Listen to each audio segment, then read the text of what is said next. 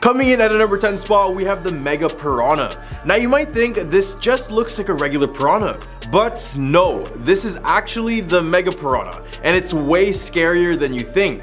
Mega Piranha is a giant fish that lived 10 million years ago, and it grew up to 3 feet long. What's unique about it is that it had not one, but 2 rows of teeth, unlike modern piranhas. Scientists estimate that its bite could also be as high as 4,700 neutrons, which is more than twice as hard as a hippo's bite. So all you gotta think about is those hippo videos where you have them crushing a full watermelon. Well, this fish can do double. And for more perspective, the average human bite is only 400 newtons compared to this 7,000. Mega Piranha lived during the late Miocene period in what is now South America. These prehistoric predators were much larger than their modern relatives and could weigh up to 20 pounds. So you could only imagine coming face to face with one of these juiced up piranhas. Let's just all be glad they're all extinct. At a number 9 spot, we have the short-faced bear. This is the short-faced bear, also known as Arctodus. This massive bear first appeared in the fossil records 1.8 million years ago, and it's just amazing to think that they survived all the way up until just 11,000 years ago, which is a pretty close call for humans, and thank God we didn't have to come face to face with these creatures. One specimen found weighed a whopping 2,100 pounds, and when they stood up on their hind legs, they could reach up to 12 feet tall. As well, their vertical arm reach extended up to a further 14 feet. So basically, this is like coming across an oversized, overweight grizzly bear that has the same reach as Giannis Antetokounmpo. Pretty terrifying, right? At a number 8 spot, we have the Titanoboa. A silent hunter once roamed deep in the South American jungle known as the Titanoboa. The Titanoboa snake was unlike any other animal in history, a true giant amongst predators. With its massive size and incredible strength, it was the undisputed ruler of the prehistoric jungle 60 million years ago. The death of the giant reptiles left a vacuum at the top of the food chain, and Titanoboa gladly stepped up to the plate. This prehistoric species grew up to 50 feet in length and weighed as much as 2,500 pounds. That's as long as a semi-trailer you see on highways and about twice as heavy as a polar bear. So yeah, pretty terrifying. At its thickest point, Titanoboa was 3 feet wide, which is longer than a human arm. At a number 7 spot, we have the saber-toothed tiger. Here is the saber-toothed tiger. I mean, who hasn't heard of this beast? It's literally one of the main characters in Ice Age movies. But let's get real here. This is not a creature you want to mess around with, and we should all be glad they are extinct. These creatures could reach up to 8 feet long and weigh in a whopping 660 pounds. And those fangs, that's where they get their name from, could be roughly 7 to 12 inches long. So it's really no wonder they were apex predators during their time. Did you know that they were not actually tigers at all? They're actually part of a group of prehistoric cats called the Smilodon. And while they may have been fierce predators, they have also some interesting social behaviors. Scientists have uncovered evidence that suggests that they may have lived in family groups and even cared for their young. While they may have not been the fastest runners, they were definitely strong enough to bring down the prey with one powerful bite. So could you imagine if these creatures were still around today? I don't know about you, but I think Mike Tyson would have owned one of these in his prime. At a number 6 spot, we have Deinosuchus. Just when you thought crocodiles were already terrifying enough, we have a giant prehistoric crocodile known as a Deinosuchus. Deinosuchus, meaning terror crocodile, was a giant crocodilian that roamed the earth around 72 to 82 million years ago during the late Cretaceous period. This prehistoric creature was likely one of the most terrifying predators of its time, and its discovery is shedding new light on the ancient world of dinosaurs.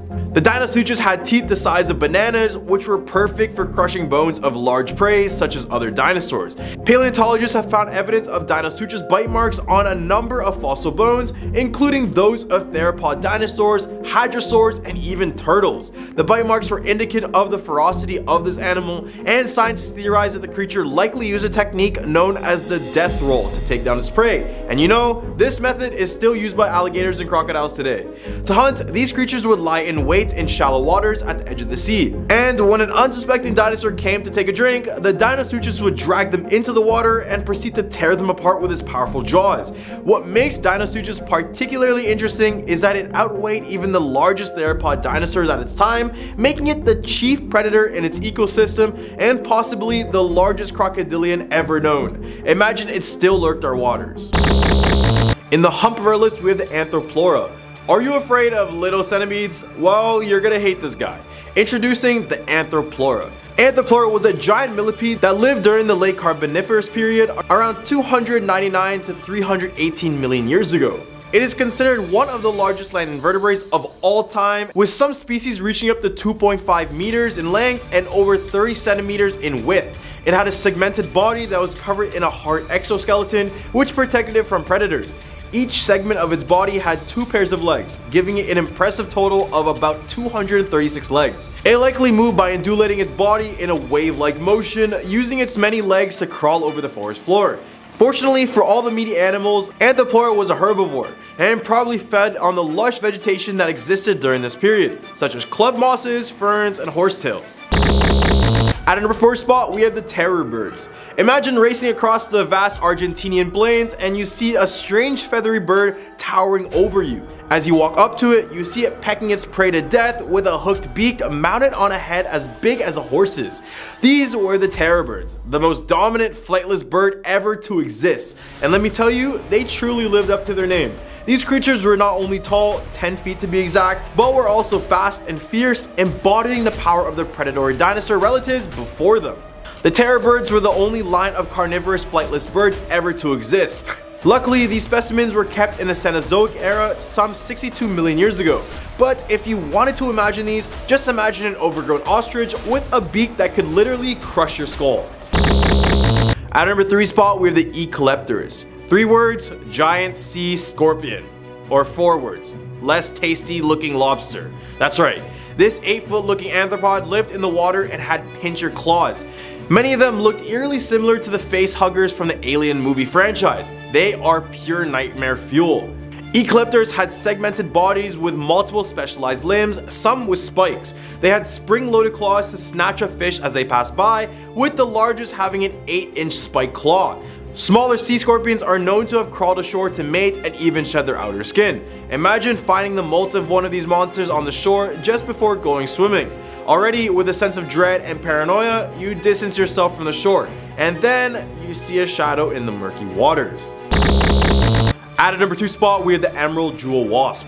The emerald jeweled wasp has the ability to turn cockroaches into zombies. Yup, you heard that right. The wasp manipulation of the cockroach is a truly remarkable but very horrifying process. These wasps reproduce by stinging a cockroach and paralyzing it with its venom. The first sting targets the first thoracic ganglion, which is part of the central nervous system. This paralyzes the front legs of the cockroach, then the wasp delivers a second sting, this time targeting the brain of the cockroach. The stings aren't meant to kill, but to give the wasp control over the cockroach, turning it into its own zombie. The wisp then bites off the head of its antennas, and then it leads a half-paralyzed, brain-dead cockroach along by these antennas, using it as a lead towards its burrow. Inside the burrow, it lays eggs inside of the roach in a place known as the coxal plate, then buries it alive. While in its tomb, the larvae will hatch from within the cockroach, and over a period of a week, they'll begin to feed off of its still alive cockroach from the inside. Once it's done eating, it will eventually burst out of the cockroach in a manner very reminiscent of the famous scene from the movie Alien. Coming in at a number 1 spot, we have the Basilosaurus. When we see whales now, we see them as gentle giants, but back in the prehistoric times, these large creatures had very terrifying teeth. This animal was the Basilosaurus, a prehistoric whale that lived between 40 to 34 million years ago during the late Eocene period. The name Basilosaurus, which means king lizard in Greek, is fitting for this formidable creature. Measuring up to 70 feet in length and weighing between 10 to 15 tons, the Basilosaurus was one of the largest marine animals of its time.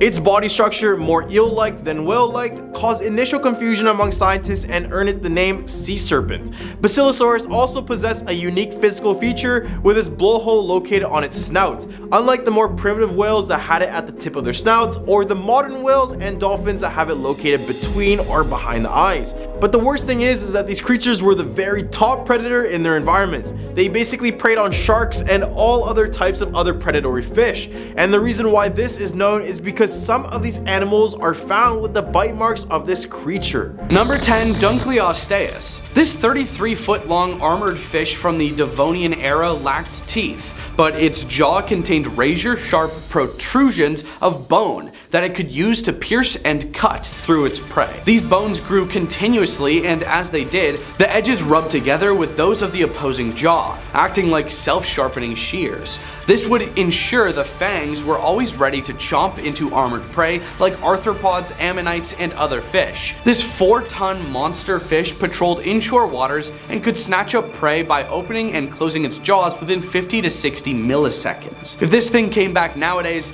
they'd probably make fishing the most dangerous profession in the world, along with our next entry. Number 9. Helicoprion. The mystery of this bizarre fish starts with a weird fossil and numerous attempts to figure out what it was and how to classify it. Helicoprion puzzled paleontologists and ichthyologists for over a century. The only remains of this creature up until 2013 were from a fossilized whorl of teeth. While most scientists agreed that the teeth belonged to the lower jaw, that didn't prevent the presumed location of the teeth from migrating around the body in sometimes fanciful arrangements that can be used in numerous illustrations and reconstructions. With the later discovery of some portions of a jaw, the location of its buzzsaw-like teeth were definitely determined to fill the lower jaw. Strangely, there were no upper teeth, so this creature could terrifyingly gum and bite you at the same time. The jaw would close, rotating the teeth backwards, much like a circular blade saw. It probably fed on the soft bodies of squid and other cephalopods. The whorl of teeth was formed as they continuously grew outwards, creating a spiral as it aged. The teeth at the beginning of the whorl being small and gradually increasing in size toward the end. Another fish with an equally odd and terrifying face, Edestus, had offset scissor-like jaws that protrude out of its face. No thank you. Number 8. Arthropleura. This is not something you want to see crawling around anywhere near you. Arthropleura was an 8.5-foot-long millipede from the Carboniferous era, and though it was herbivorous, likely feeding on dead plant matter like modern millipedes, it still has scare factor. I'm burning the house down if I find this under my sink. Just because it won't try to eat you doesn't prevent it from being creepy while it scuttles about. Ugh. Fossil trackways have been discovered showing that Arthropleura could move and maneuver quickly, undulating hundreds of legs in rhythm to nauseate and disturb anyone watching. These are the largest known land invertebrates of all time, and it is unlikely that they had any predators, but it could probably rear up into a defensive posture and look you straight in the eyes. Number 7. Leviathan melvillei. This extinct whale was named for both the monstrous sea creature Leviathan from the Old Testament, that when he rises up the mighty are terrified, they retreat before his thrashing, and for Herman Melville, the author of the novel Moby Dick, a tale of an accursed white whale that terrorized Captain Ahab and eventually brought about his passing and the destruction of his ship and crew. This is an amazing namesake to live up to. The Leviathan melvillei is related to modern sperm whales like Moby Dick, and lived during the Miocene epoch. It was 45 to 57 feet long and had a 10-foot long skull that housed 40 14.5-inch long teeth. These are the longest teeth used for feeding known from any animal extinct or alive. They fed on large prey at the surface of the water, including other whales.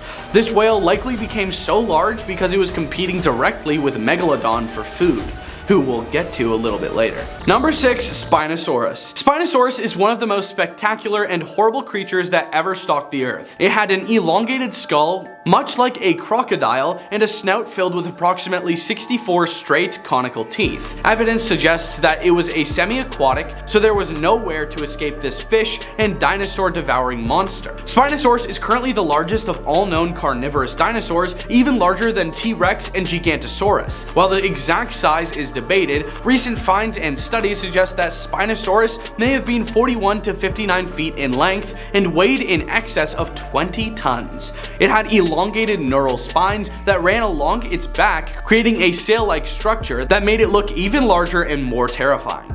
Number 5. Titanoboa. For those of you with ophidiophobia, this one's for you. Titanoboa was a 42-foot-long snake that lived during the Paleocene epoch.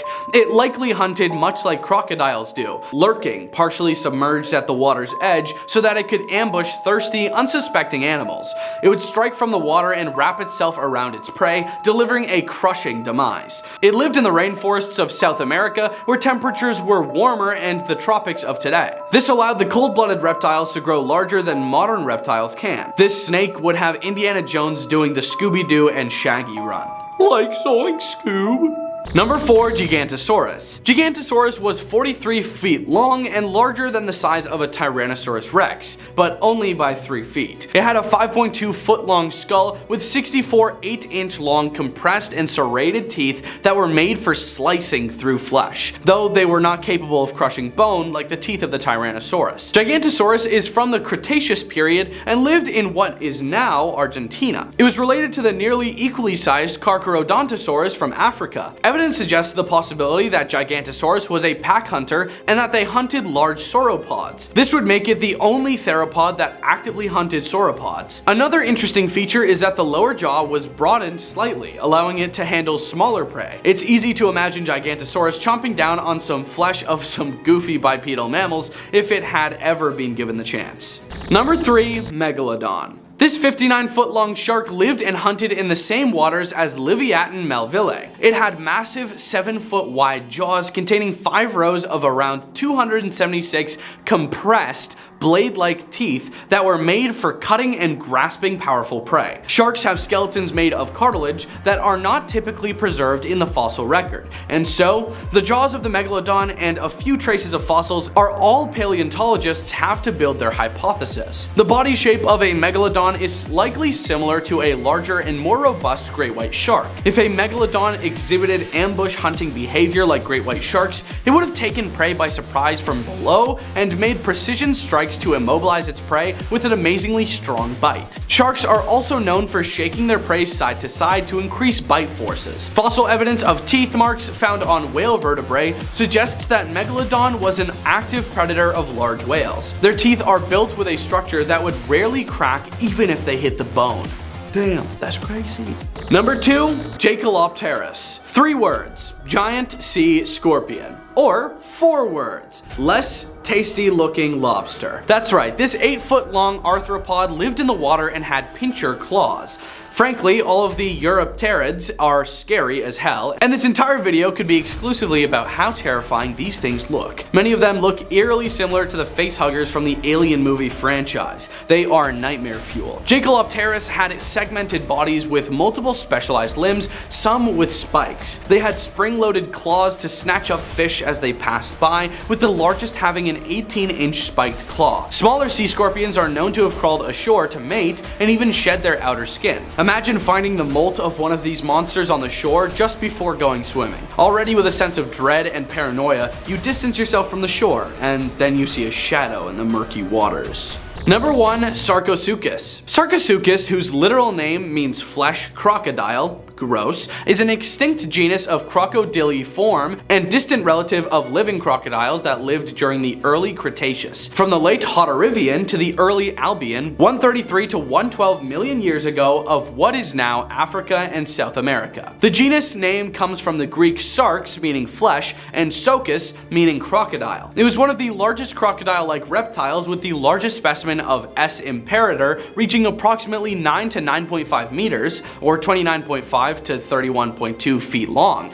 and weighing up to 3.45 to 4.3 metric tons. It is known from 2 species, S. imperator from the early Albian Eras formation of Niger, and S. harti from the late Hauterivian of northeastern Brazil. The first remains were discovered during several expeditions led by the French paleontologist Albert Félix de Lapparent, spanning from 1946 to 1959 in the Sahara. These remains were fragments of the skull, vertebrae, teeth, and scutes. In 1964, an almost complete skull was found in Niger by the French CEA, but it was not until 1997 and 2000 that most of its anatomy became known to science, with an expedition led by the American paleontologist Paul Sereno discovered 6 new species, including one with about half the skeleton intact and most of the spine.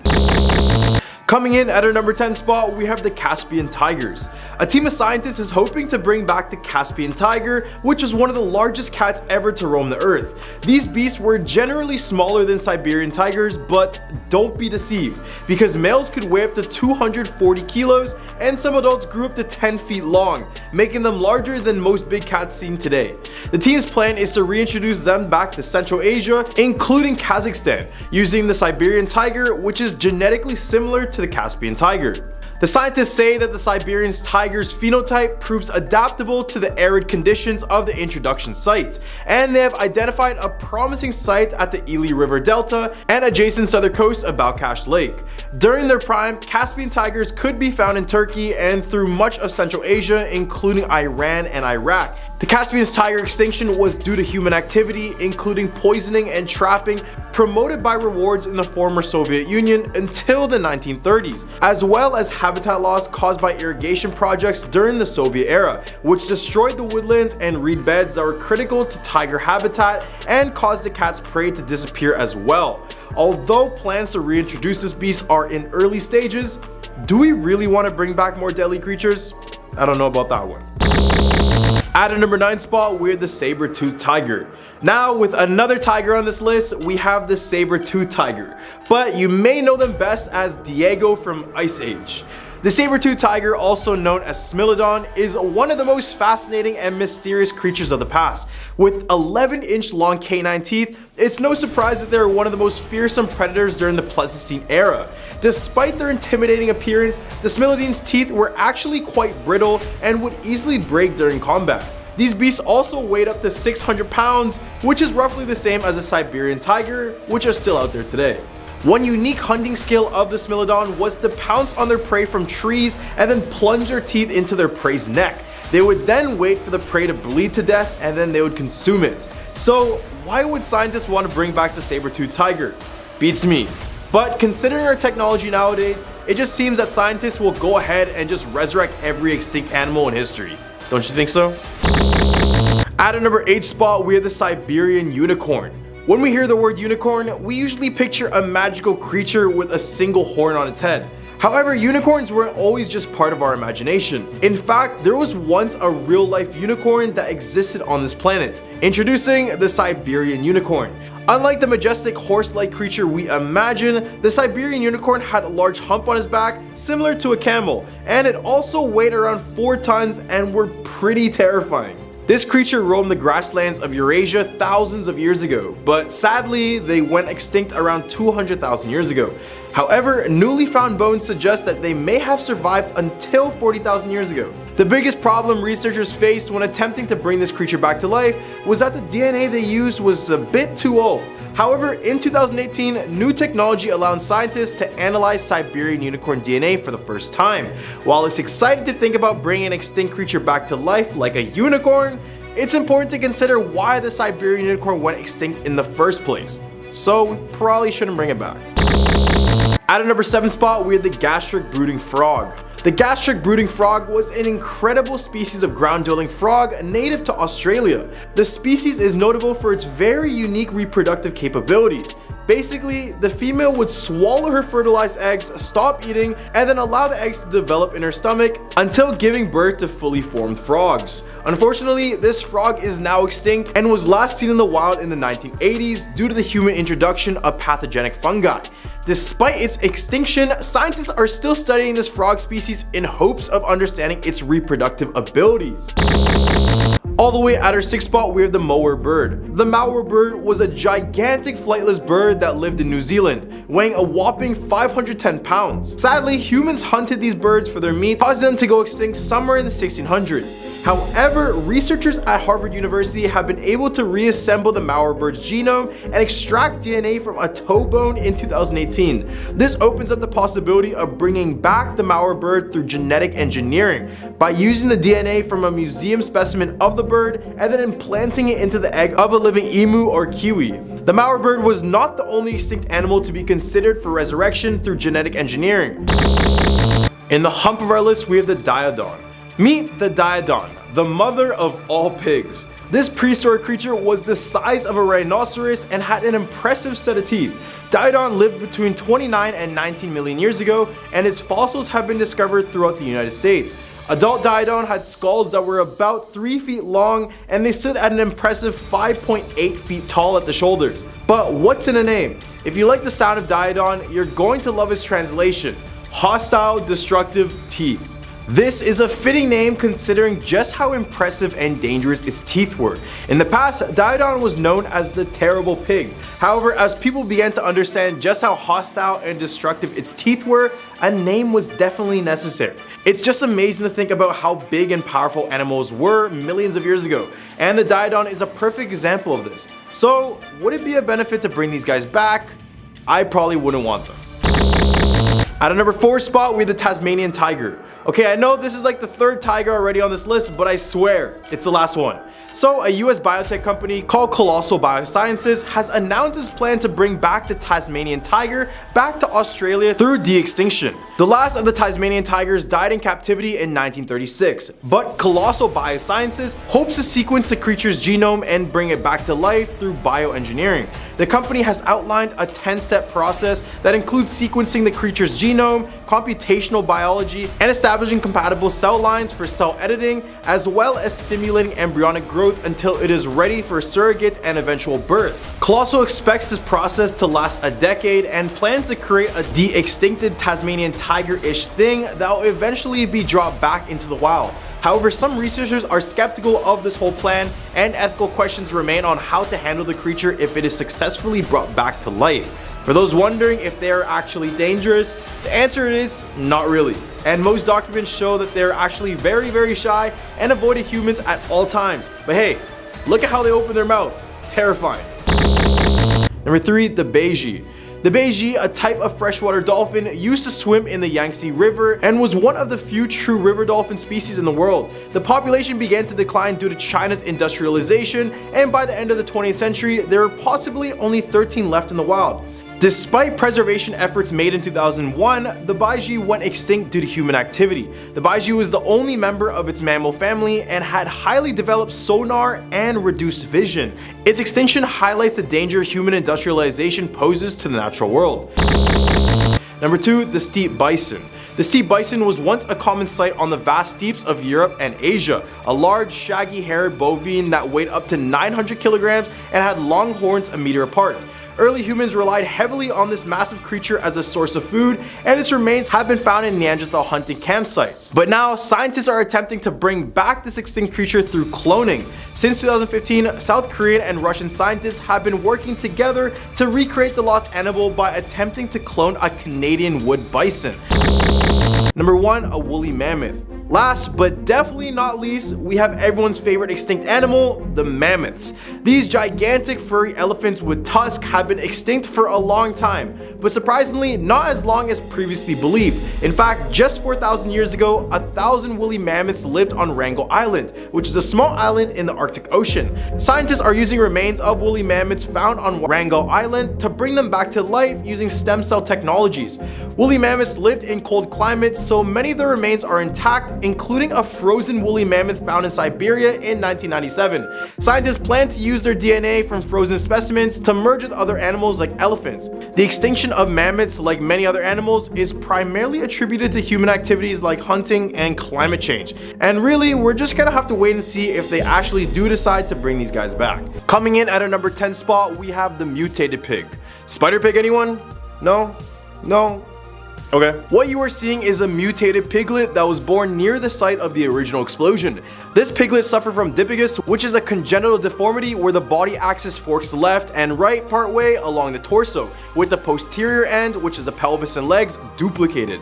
And if you double back on this photo, it kind of looks straight out of a scene from a horror movie.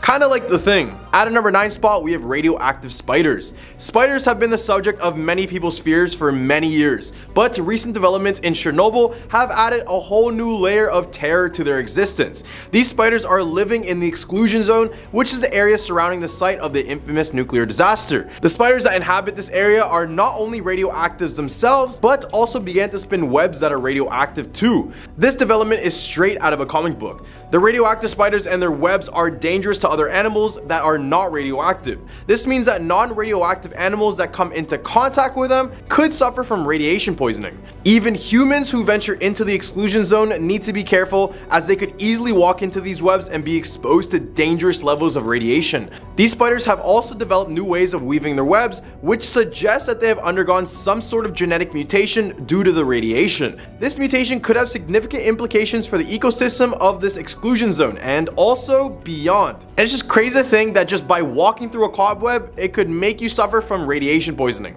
Crazy. At our number 8 spot, we have the blackbird of Chernobyl. In the days leading up to the Chernobyl disaster, several workers in the control room of the nuclear power plant claimed to have seen a terrifying creature in the sky. The creature was described as a hideous humanoid with giant wings, a black headless body, and red glowing eyes. It was said to be a bringer of doom, sending a message of imminent disaster to all who gazed upon it. Ever since, it's been known as the blackbird of Chernobyl. Sydney archaeologist Robert Maxwell claims that the legend of the blackbird is more than just a spooky story. Maxwell is the only archaeologist to have ever worked at Chernobyl, completing 2 field excursions at the exclusion zone both in 2010 and 2012.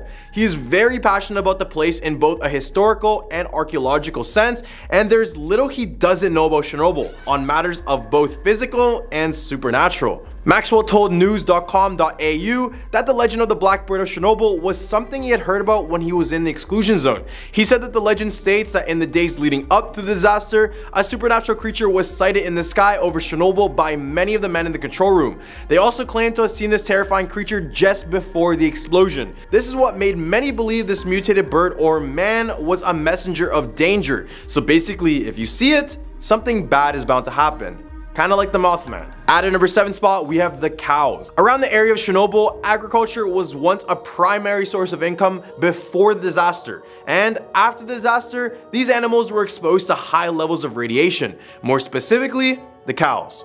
Many farmers took their cows with them when they evacuated the area, but the radiation had already affected them. The newer generation saw much more of the effects of radiation. In 1989, farmers began reporting birth defects in their animals, and as time went on, the cows became less mutated. However, the effects did not go away completely. Cows began to graze on contaminated feed, leading to more internal effects. Even completely normal looking cows near the exclusion zone started producing milk that was both toxic and unfit for consumption. This is just one of the clear examples of how, even though the visible effects of radiation exposure may have worn off, there are still lasting effects that we had not previously considered. And to make matters worse, this didn't only affect the surrounding area. The Mexican government stated in January 1988 that they destroyed 41 tons of imported powdered milk because it was reportedly contaminated with radiation from the nuclear disaster. More specifically, the milk is contaminated with cesium-137 and strontium-90, which cause a syndrome that destroys cell membranes. And all I can say is, I'll be taking a small hiatus off milk for a bit. At a number 6 spot, we have chickens. Scientists have reported the presence of mutated chickens with deformed beaks and an extra set of legs in areas surrounding the nuclear power plant. These chickens almost look unreal and doesn't resemble their species at all. Experts believe that the mutations in chickens are a result of radiation exposure, with the birds being particularly susceptible to genetic damage due to their fast reproductive cycle. It is advised as well that humans should avoid consuming these chickens as they may cause health issues. I thought that was a given. Although these deformities may seem alarming, it's important to note that not all mutations are harmful, and some may even be advantageous in certain environments. In the Humperer list, we have wild boars. 30 years after the nuclear disaster, radiation is still causing so many concerns in unsuspected places. One such place is the mountains of Czech Republic, where wild boars are becoming eradicated from eating wild mushrooms during the winter months. The radioactive metal cesium-137 was spewed in the atmosphere during the 1986 disaster and was blown flown almost 1,000 miles away to the Czech Republic. Mushrooms in the region absorb this radiation, and when wild boars consume them, the radiation travels up the food chain. The contaminated boars are not safe for human consumption, which is a problem in a country where boar meat is commonly used in stews and goulash. Cesium-137 is not safe for human consumption as it spreads radioactive atoms throughout the body, increasing the risk of cancer. While a low dose of cesium-137 is unlikely to cause harm, consuming it multiple times a week for several months may lead to some health issues. Food inspectors in the Czech Republic screen wild meat before it goes to the market, and from 2014 to 2016, almost half of the 614 pigs inspected were too radioactive to eat. But if you visit the Czech Republic now and consume wild boar, you should be safe as hazardous meat is banned from use. It is essential to note that the contamination is not turning the boars into mutant animals, but it is a warning sign that radiation from the Chernobyl disaster continues to have consequences more than 3 decades later. At our number 4 spot, we have firebugs. In 2011, 2 friends stumbled upon a group of tiny but deadly creatures while out collecting flowers in the exclusion zone. These creatures, known as firebugs, are radioactive and were discovered by the friends for scientific reasons, which is to study the pollen, not to create a deadly radioactive bouquet of flowers. The friends collected hundreds of these bugs, some from areas with higher levels of radiation and some from areas with lower levels of radiation. Through their research, they found that the bugs exposed to higher levels of radiation had deformities, confirming suspicions about the negative effects of radiation on living creatures. Although these creatures may seem harmless at first, their radioactive properties make them a danger to humans. You wouldn't want these guys crawling on your skin for a number of reasons. And with their small size and deadly nature, it's really easy to see why these firebugs are a cause for concern in the Chernobyl area. And it just shows that you can't even collect flowers in this place. So best believe, avoid it completely. Number 3, the barn shallot. In the aftermath of the Chernobyl disaster, not only were humans affected, but the entire ecosystem was thrown into chaos. Animals who lived in the exclusion zone, including those who spend most of their time in the sky, were exposed to the effects of radiation. Among those affected animals are the barn swallows, whose physical appearance has been altered by the disaster. The barn swallows of Chernobyl have suffered from severe deformities that have persisted throughout the years since the nuclear meltdown. These birds have been affected more than their land animal counterparts, and it's still unclear why. It is also uncertain if these changes will reverse back to their previous state. Currently, the swallows have severely deformed beaks, disproportionate feathers, partial albinism, and smaller brains. While some of these issues are more severe than others, they undoubtedly have a significant impact on the swallow's way of life. Despite these obstacles, the barn swallows continue to adapt as time goes by. Number 2, the Przewalski's horse. The Przewalski's horse is a wild horse originating from Mongolia and was once on the brinks of extinction due to hunting and difficulties in reproduction in captivity.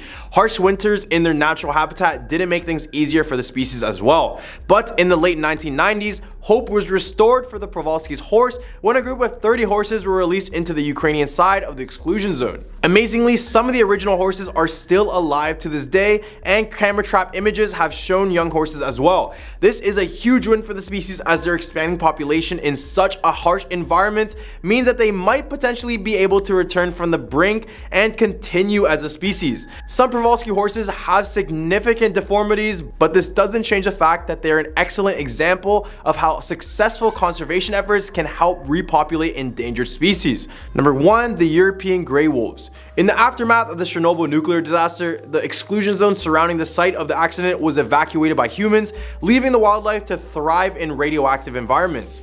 While some species have struggled to adapt to the aftermath of the disaster, others, such as the European grey wolf, have been thriving in this unusual environment. Despite the high levels of radiation, the grey wolf population has been able to grow, with the population of the area being 7 times higher than in comparable sites.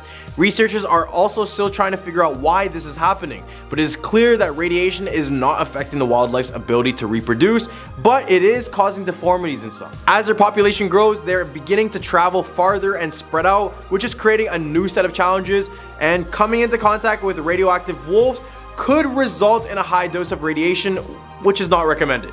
Touching a carcass of these wolves is also really bad because if you do touch them with your bare hands, you'll probably get radiation poisoning. Number 10, we have Scylla. This is a monster feared for her brutality. Scylla is a very interesting ocean creature in Greek mythology. She is usually beside the Great Whirlpool and is a huge danger to those who wish to pass her waters. Out of all the creatures in Greek mythology, her destruction ranks the highest, no questions asked. But she wasn't always this horrendous monster. In one depiction, she was a beautiful maiden, and the fisherman turned god of the sea, Glaucus, fell in love with her. She wasn't interested at all because of the fishy tail, so he turned to Circe to ask for a potion to change her mind. However, Circe loved him and tried to convince him to forget about Scylla, not wanting to punish the man she loved. Circe decided Scylla would suffer for her humiliation. Scylla was then transformed into a monster who had 6 serpentine heads, as well as the head of hounds spouting from her sides. There is no point of trying to escape her because you just can't. She is just too powerful. All the people who tried to pass her are warned, quote, "Sail past, do not engage in a fight, as you will simply will not win." At a number 9 spot, we have Qualupalik.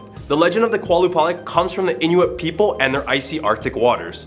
They are actually considered mermaids, but unlike regular mermaids, there is nothing attractive about this creature.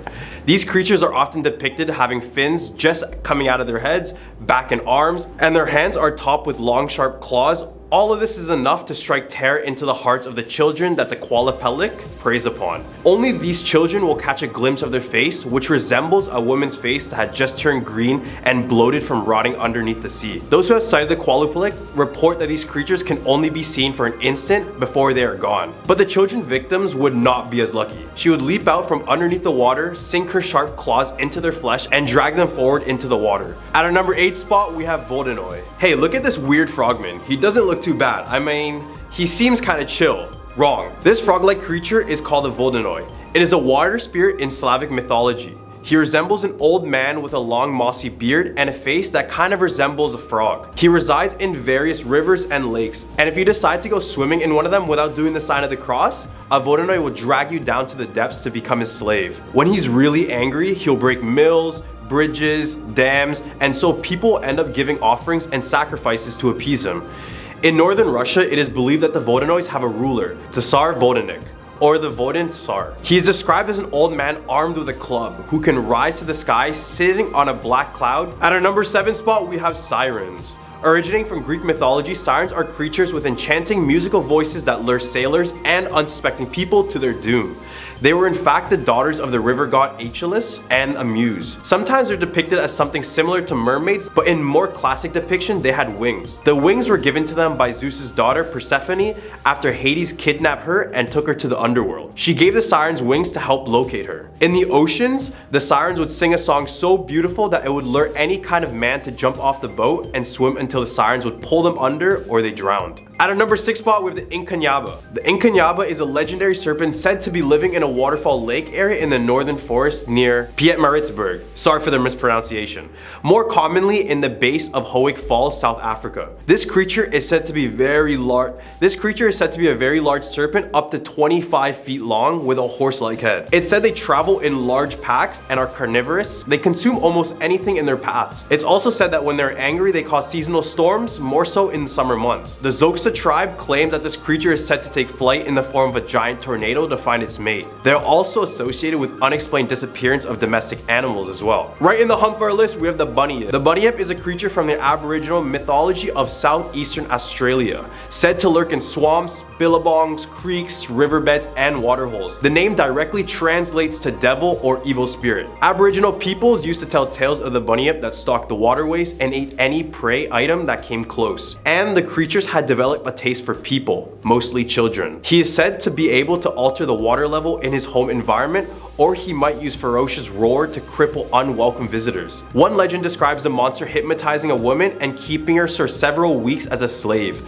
until the spell was broken by a large thunderstorm. The amphibious animal was described as having a round head, an elongated neck, and a body resembled that of an ox, hippopotamus, or a manatee. The story originates from the one legend that says that a man named Bunyip broke the rainbow serpent's greatest law by eating his totem animal. Banished from the good spirit, Biami, the man became an evil spirit that lured tribesmen and their livestock into the water so they can eat all of them. What a terrible way to go. At our number 4 spot, we have the Serene Crone. The Serene Crone is a monster from Scottish Gaelic folklore. It is a colossal sea monster that can consume anything in the ocean, but likes to toy with its prey first. In some accounts, it could eat up to 7 whales at a time, with the devil being the only one that can slay it. It's also said it can shapeshift into a small fish, so when it gets caught by a fisherman's net, it can return to a regular size and swallow the ship whole. Forbes goes on to say, quote, "It is not known what this monster animal was, but whatever it was, it waged a war in both sea and land against all and against each other." Now many people believe the Loch Ness monster is the evolution of this monster, but do you think these two look alike? It could be plausible, but I don't think so. All the way at our number 3 spot, we have the Umibozu. The Umibozu from Japanese lore directly translates to sea monk, and they are black humanoid giants with large glowing round eyes, only seen from the shoulders up. Strangely enough, they only appear when the water is completely calm. But when they do show up, the water changes violently. The Umibozu will attempt to sink your ship either by breaking it in half, or it even may demand you to give it a barrel. It'll use that barrel to pull water into your ship, sinking it slowly. However, you can get around this by offering it a bottomless barrel by cutting the bottom out. It'll get confused, and this is the time you can successfully escape. One theory says that they are spirits of the murdered priests who are thrown into the ocean by Japanese villagers. So it's pretty creepy stuff. At our number 2 spot, we have the Ukiturso. This creature is known as the ultimate savage, and its name directly translates to eternal torso. It somewhat resembles a gigantic octopus because of the tentacles that grow from their body that are both long and have suckers to them like an octopus arm. This creature tends to keep to themselves, but when they're provoked, this creature will grow dragon wings on their back and devour everything in its path. In the legend, Ikutorso is mentioned as the father of the diseases with Luviatar, the blind daughter of Tuoni, the god of death. The Scandinavian giants had the ability to shoot arrows which caused diseases in people. That's a whole different type of warfare. I mean, disease-dipped arrows. All the way at our number 1 spot, we have Cetus. Yet another terrifying and destructive Greek sea monster. Cetus is Poseidon's personal attack dog. Except it's a colossal sea monster again, sometimes that blends dragon and whale together. It is depicted as a large serpent-like monster with a reptilian head or maw. Greek mythology news. Poseidon is kind of a jerk. When the king and queen of Ethiopia dared to call their daughter more beautiful than the Nereid sea nymphs, he got super offended. Therefore, he sent his monster to either destroy the kingdom or devour the princess as a sacrifice. However, the hero Perseus was having none of that. Fresh off his last monster hunt, he is carrying the head of Medusa as come across the chained princess. As the massive beast rose from the sea to devour the princess, he lifted the head of Medusa and turned the colossal beast into stone. Number 10, Akamanto. Akamanto, red cloak, also known as red cape, red vest, Akai Kami, Aoi Kami, red paper, blue paper, or occasionally Aoi Manto, blue cloak, is a Japanese urban legend about a masked spirit who wears a red cloak and who appears to people using toilets in public or school bathrooms. Accounts of the legend vary, but one consistent element of the story is that the spirit will ask the occupant of a toilet a question. In some versions, he will ask if they want red paper or blue paper, like toilet paper, though other versions identify the choices as a red cloak or a blue cloak, or as a red cape or a blue cape. Choosing either option will result in the individual being removed from life, so the individual must ignore the spirit or reject both options and flee in order to survive. Author and folklorist Matthew Meyer has stated that the Akamanto has been recorded as a schoolyard rumor dating back as early as the 1930s. In that time, the word manto commonly referred to a sleeveless kimono-style jacket, whereas in the modern day, manto is the Japanese word for cloak or cape. Because of this, different generations have had differing views of Akamanto's supposed physical appearance. Number 9, the Basan. The Basan, alternatively referred to as Basa or Inuho, is a fowl-like bird with origins stemming from Japanese mythology and folklore and illustrated in Takahara Shunsen's Ihan Hyaku Monogatari and Gazu Hyaki Yagyo. It is said to live in the mountains of Iyo province, which is Ehime prefecture today. According to the description on the illustration, it resembles a large chicken and breathes ghost fire from its mouth. It is described as having a bright red coxcomb and spits an equally brilliant hued fire. The fire is a cold fire, a glow, and does not burn. It usually lives in the bamboo groves of mountain recesses, but sometimes materializes in human villages late at night. When the Basan flaps its wings, an eerie rustling, basa, can be heard. Supposedly, if a human hears the sound and looks outside, the bird's form will suddenly vanish. Number 8, Danzaburo Danuki. The supreme commander of the Tanuki on Sado Island, most Most tales of Danzaburo focus on its trickery of humans. He would create wall-like structures to block people's paths at night, fooled people with mirages, and sold leaves from trees by making them look as if they were made from gold. He also created mirages to lure people into his lair, said to be a hole in the ground or a cellar, making it appear as a splendid estate. If he ever became ill, Danzaburo would disguise himself as a human and visit human doctors for treatment. His reputation was not all bad, however. He was said to have often lent money to people struggling with financial troubles, though said funds were all in likelihood obtained by him fooling people into working for him, or otherwise embezzled. Some tales actually purport that Danzaburo would repay what he stole. A story from the town of Orido near Aikawa reported that the tanuki left a sealed promissory note with the victim's name, the sum of money taken, and the date it was to be returned. When the day came, the victim found the note had disappeared and the payment was left in its place. Number 7. The Kappa. A Kappa, also known as Kawatoro Komahike, with a boss called Kawatora or Suikois, a reptiloid kami with similarities to yokai found in traditional Japanese folklore. Kappa can become harmful when they are not respected as gods. They are typically depicted as green, human-like beings with webbed hands and feet and turtle-like carapaces on their backs. The Kappa are known to favor cucumbers and love to engage in sumo wrestling. They are often accused of assaulting humans in water and removing a mythical organ called the Shirikodama from their victim's booty. Number 6. Gashadokuro. The Gashadokuro is a spirit that takes the form of giant skeletons made of the skulls of people who passed away in the battlefield and is 10 or more meters tall. Only the eyes protrude, and some sources describe them as burning yellow or green. Gashadokuro wanders around at 2 in the morning and attacks and eats humans when it sees them. When a Gashadokuro approaches, it is said to make a clattering sound with its teeth, gachi gachi. However, they are also known to be stealthy when approaching humans they wish to eat. The following characteristics are not confirmed by Japanese data. The Gashadokuro are said to possess the powers of invisibility and indestructibility, since it is composed of the bones of people who are already deceased, though Shinto charms are said to ward them off. Otherwise, a Gashadokuro will continue hunting its prey until its pent-up anger is released, causing the bones to crumple and the Gashadokuro to collapse. Number 5. Heikigani. Heikigani is a species of crab native to Japan, with a shell that bears a pattern resembling a human face,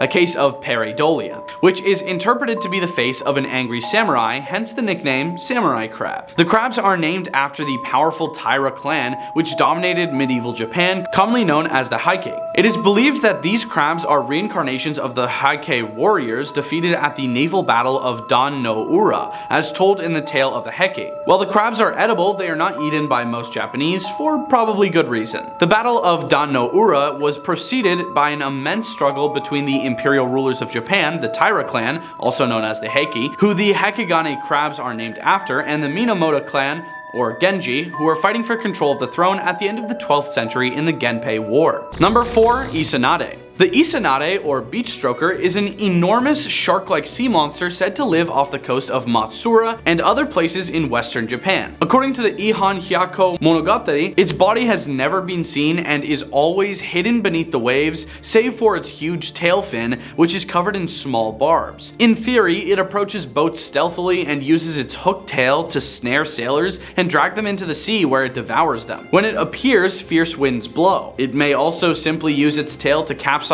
boats or strike the beach with its tail and end people there. Number 3. Jinmen-ken.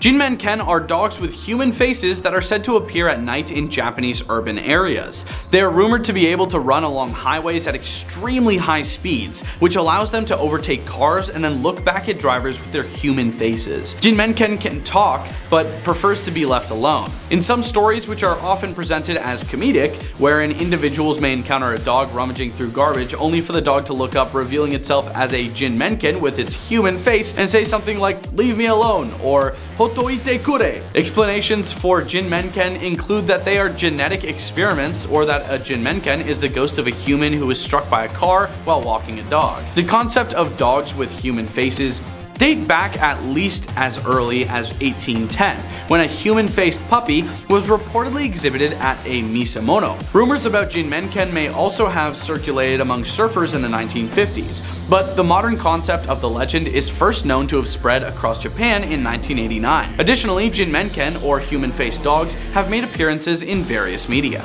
Number 2. Kitsune. In Japanese folklore, kitsune are foxes that possess paranormal abilities that increase as they get older and wiser. According to yokai folklore, all foxes have the ability to shapeshift into human form. While some folktales speak of kitsune employing this ability to trick others, as foxes in folklore often do, other stories portray them as faithful guardians, friends, and lovers. Foxes and humans lived close together in ancient Japan. This companionship gave rise to legends about the creatures. Kitsune have become closer associated with Inari, a Shinto kami or spirit, and serve as its messengers. This role has reinforced the fox's supernatural significance. The more tails a kitsune has, they may have as many as 9, the older, wiser, and more powerful it is. Because of their potential power and influence, some people make sacrifices to them as a deity.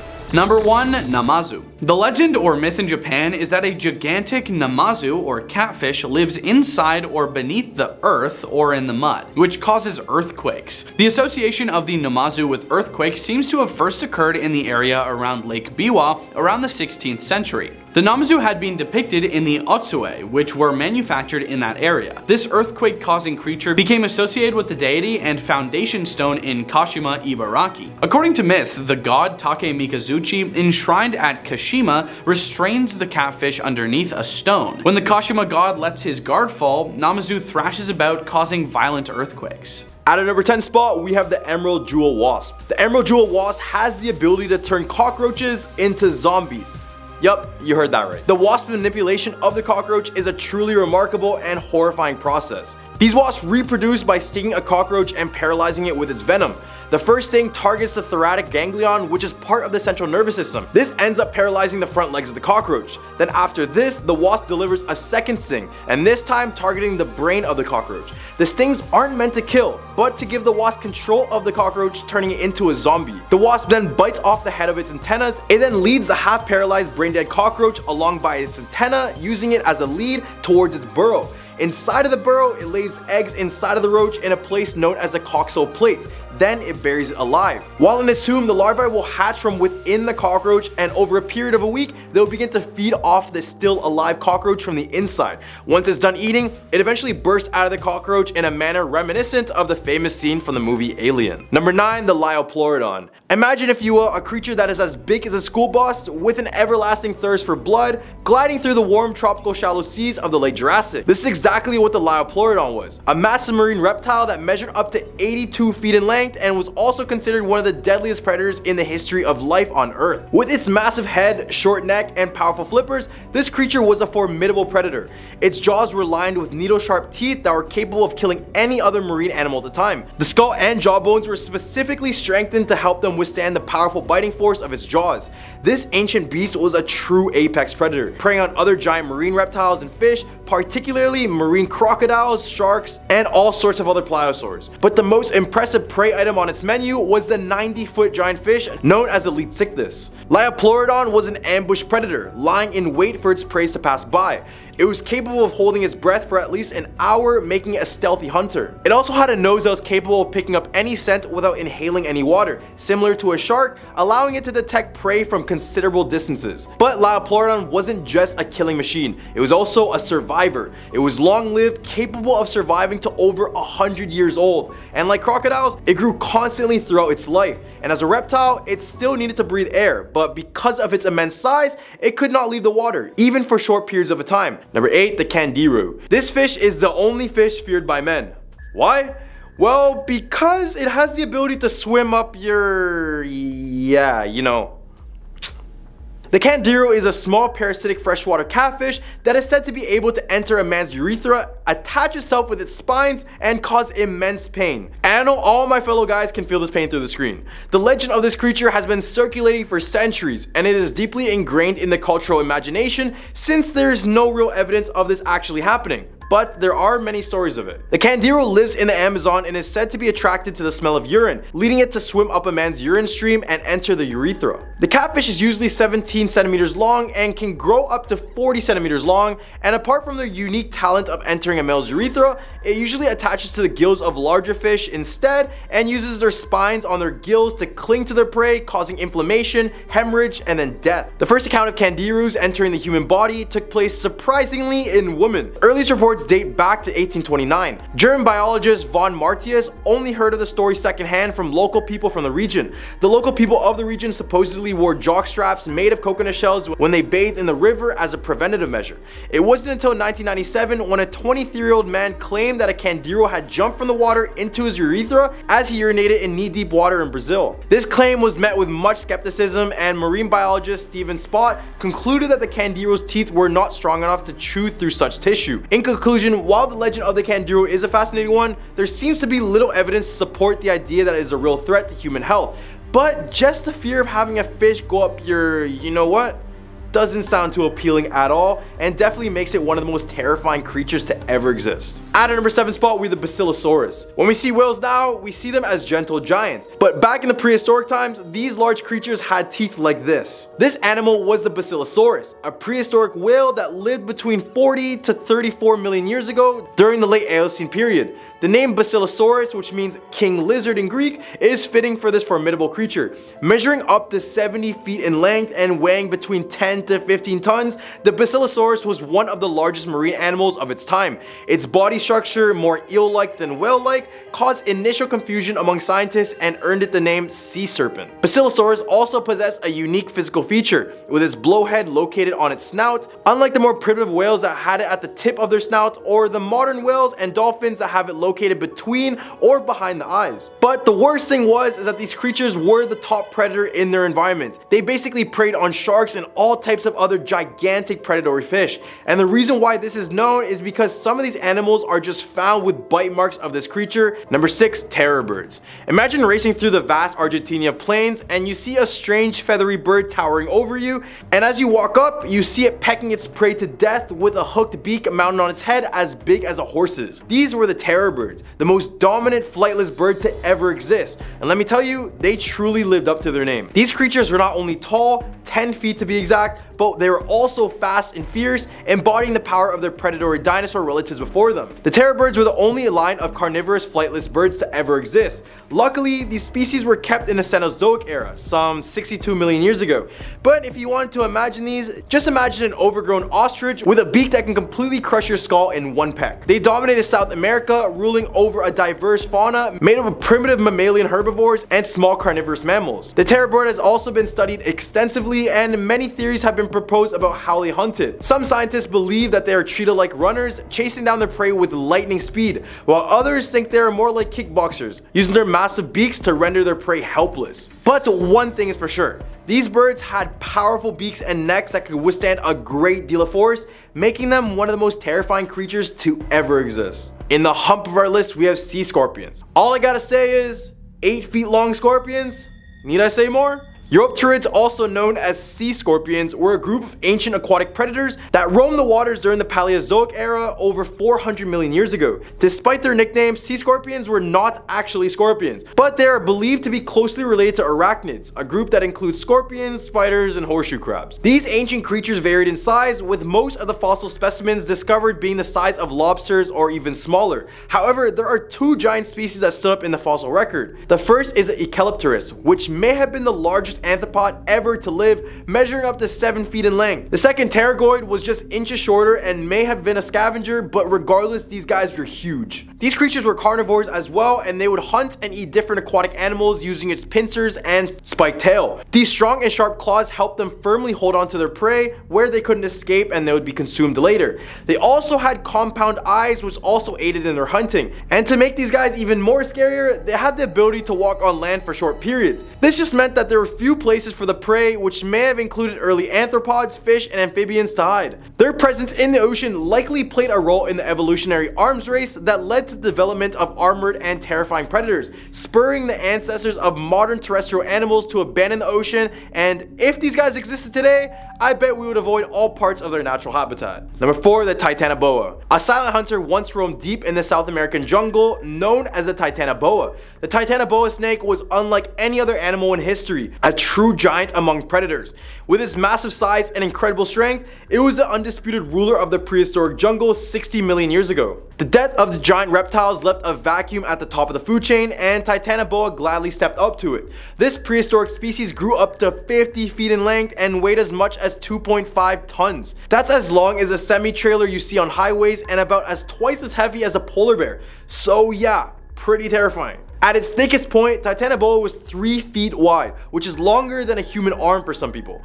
In the hot, humid jungle, Titanoboa fits right in, its brown skin camouflaged perfectly as it slunk through muddy waters. Its behavior is a topic of debate among paleontologists. Some scientists think it killed by constriction and asphyxiation, while others argue that it kind of behaved like an anaconda, lurking in the shadows and ambushing unsuspecting animals with a stunning blow. Just imagine wandering the jungle and coming face to face with a predator of such monstrous proportions. It is both mesmerizing, but more so incredibly terrifying to think about. Number 3, the Deinosuchus. Just when you thought crocodiles were already terrifying, we have a giant prehistoric crocodile known as a Deinosuchus. Deinosuchus, meaning terror crocodile, was a giant crocodilian that roamed the earth around 72 to 82 million years ago, during the late Cretaceous period. This prehistoric creature was likely one of the most terrifying predators of its time, and its discovery is shedding new light on the ancient world of dinosaurs.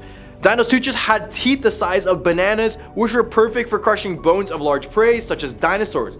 Paleontologists have found evidence of the Deinosuchus bite marks on a number of fossil bones, including those of theropod dinosaurs, hadrosaurs, and turtles. The bite marks just showed how dangerous the animal could have been, and scientists theorize that the creature likely used a technique known as the death roll to take down its prey. You know, that method still used by alligators and crocodiles to this day? To hunt, these creatures would lie in wait in shallow waters at the edge of the sea, and when an unsuspecting dinosaur came to take a drink, the Deinosuchus would drag them into the water and proceed to tear them apart with its powerful jaws. What makes this creature particularly interesting is that it outweighed even the largest theropod dinosaurs, making it the chief predator in the ecosystem and possibly the largest crocodilian ever known. Imagine if it still lurked our waters. Number 2, the Dunkleosteus. While we have a piranha that can rip through human flesh, there's another fish that can chomp straight through bone. This creature is known as the Dunkleosteus. Let's just all be thankful they went extinct. So during the late Devonian period, around 360 to 380 million years ago, Dunkleosteus ruled over the world's oceans with an iron fist. Named in honor of Dr. David Dunkel, former curator of vertebrate paleontology at Cleveland Museum of Natural History, this fish had giant bone plates in its head and jaws that served as tank-like protective armor, making it an even more fearsome predator. Dunkleosteus was massive, estimated to be 20 to 33 feet long and weighing up to 1 to 4 tons. So not only did this fish pack a punch, but it was a complete unit of a creature. Despite its lack of teeth, this fish was truly a force to be reckoned with. Its bite packed anywhere around 11,000 to 21,000 pounds per square inch of force, even more powerful than a great white shark. Its jaw plates were also self-sharpening, making it capable of eating almost anything, including its own kind. Research suggests that this creature was so powerful that it may have been the main cause of extinction for many of the species in the oceans, which is just so insane to think about. Number 1, the Anthroplora. Are you afraid of little centipedes? Well, you're gonna hate this guy. Introducing the Anthroplora. Anthroplora was a giant centipede that lived during the late Carboniferous period, around 299 to 318 million years ago. It is considered one of the largest land invertebrates of the time, with some species reaching up to 2.5 meters in length and over 30 centimeters in width. It had a segmented body that was covered in a hard exoskeleton, which protected it from predators. Each segment of its body had 2 pairs of legs, giving it an impressive total of up to 236 legs. It likely moved by undulating its body in a wave-like motion, using its many legs to crawl over the forest floor. Luckily for all the meaty animals, this creature was a herbivore, and probably fed on the lush vegetation that existed during this period, such as club mosses, ferns, and horsetails. It likely had a slow lumbering movement and a low metabolic rate, which would have allowed it to survive on the relatively low nutrient vegetation of the time. Remains of Anthropleura have been found in Europe and North America, indicating that it was a widespread and successful species. However, like many other species from this period, it went extinct at the end of it, possibly due to the change in climate or the evolution of new predators.